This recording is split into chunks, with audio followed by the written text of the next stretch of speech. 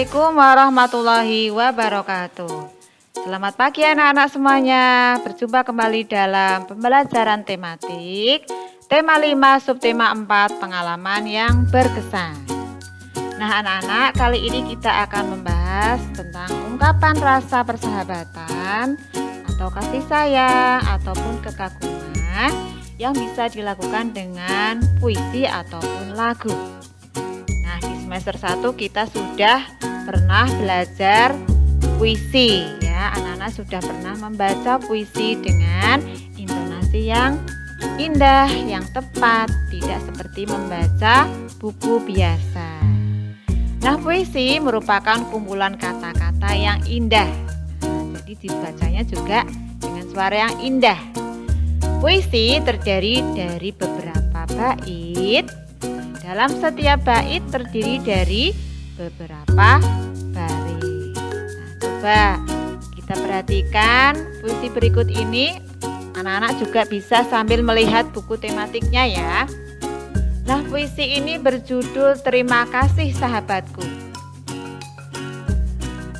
Menceritakan tentang rasa persahabatan. Nah, manakah yang disebut bait dan mana yang disebut baris? Coba perhatikan berikut ini. Yang pertama, bait 1. Ini adalah kumpulan beberapa kalimat yang ada di bagian atas terpisah ya. Ini dibedakan dengan jarak atau ada jedanya, ada spasi. Di atas ini adalah bait 1. Kemudian yang bawah, ini adalah bait kedua. Jadi puisi ini terdiri dari 2 bait. Bait 1 yang atas dan bait 2 yang bawah. Sekarang ada berapa baris ya? Dalam setiap bait kita perhatikan. Ini adalah baris dalam setiap bait. Kita hitung sama-sama yuk. 1, 2, 3, 4, 5. Nah, dalam bait 1 ada 5 baris, ada 5 kalimat. Sekarang bait kedua. Ayo siapa yang mau menghitung? Ada berapa baris? Ya betul, ada 3 baris ya. 1, 2, 3. Anak-anak, jadi dalam puisi ini terdiri dari 2 bait. Bait pertama ada 5 baris dan bait kedua ada 3 baris. Betul sekali. Sekarang perhatikan puisi yang kedua. Nah, ini adalah puisi yang berjudul Ibu oleh Siti. Ini karya Siti. Puisi ini menceritakan kasih sayang seorang ibu perjuangannya dan kasih sayang seorang anak kepada ibunya. Untuk selanjutnya perhatikan. Setelah kalian membaca puisi ini, kita perhatikan yang selanjutnya.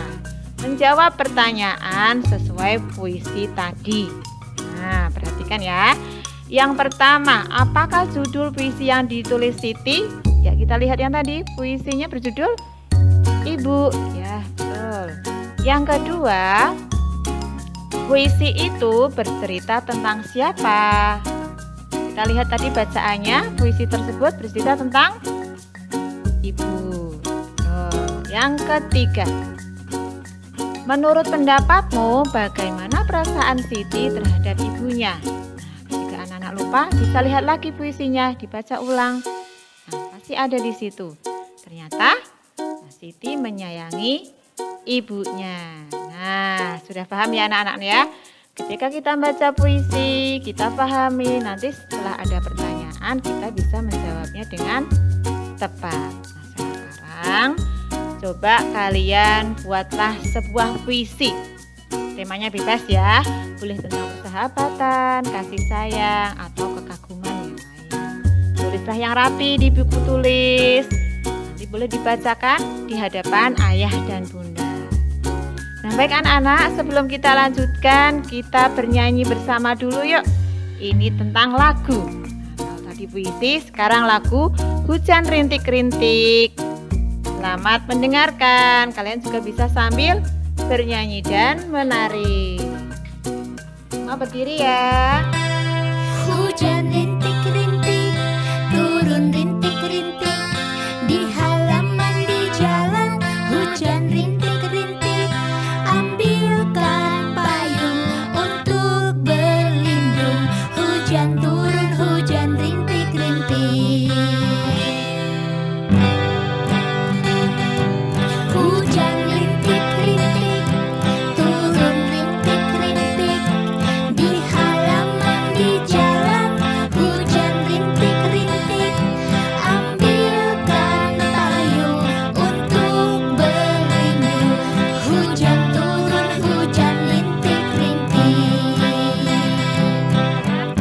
Baiklah, terima kasih. Sekarang kita lanjutkan. Setelah menyanyi, coba perhatikan pertanyaan berikut ini. Nomor 1, apakah judul lagu yang dinyanyikan Edo dan Benny? Nah, lagu tadi ya, judulnya ini judul.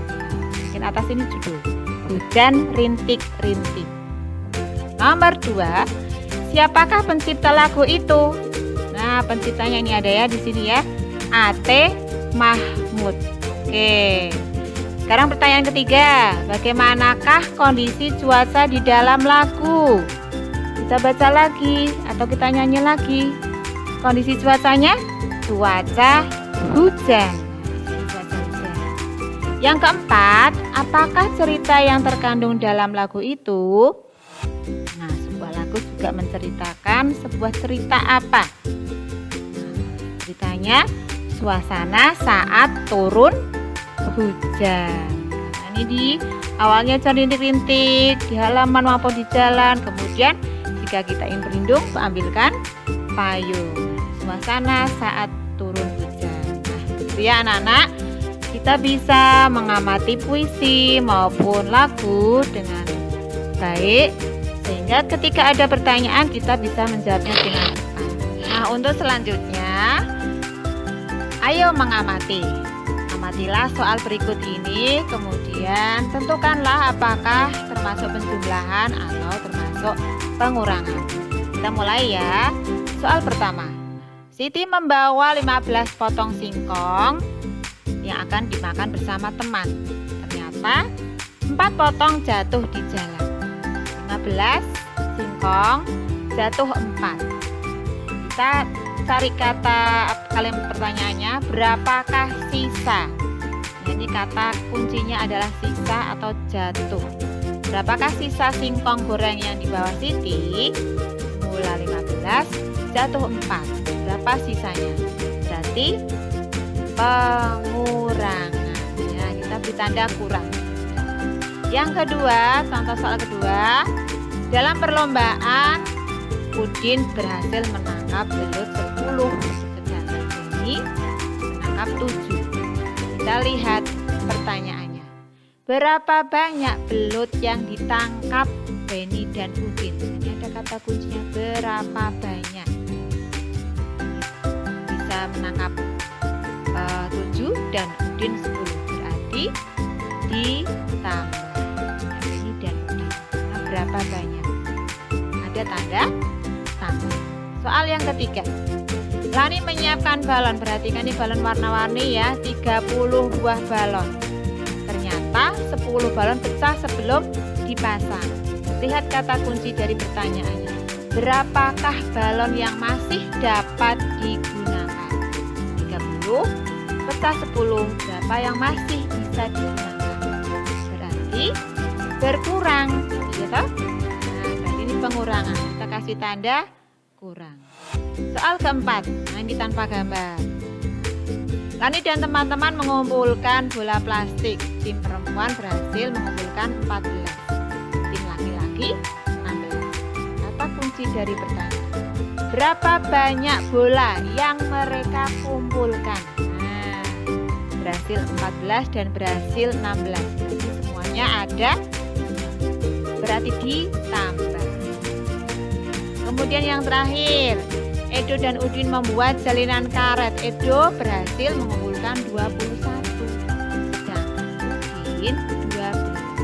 Kata kunci dari pertanyaan, berapa banyak semua karet? Berarti ini adalah penjumlahan. Ia punya Edo ditambah dengan punya Benny, berarti tanda tambah.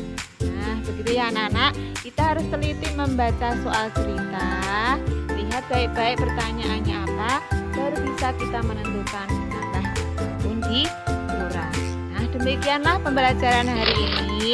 Sampai di sini dulu dan sampai jumpa kembali di pembelajaran berikutnya.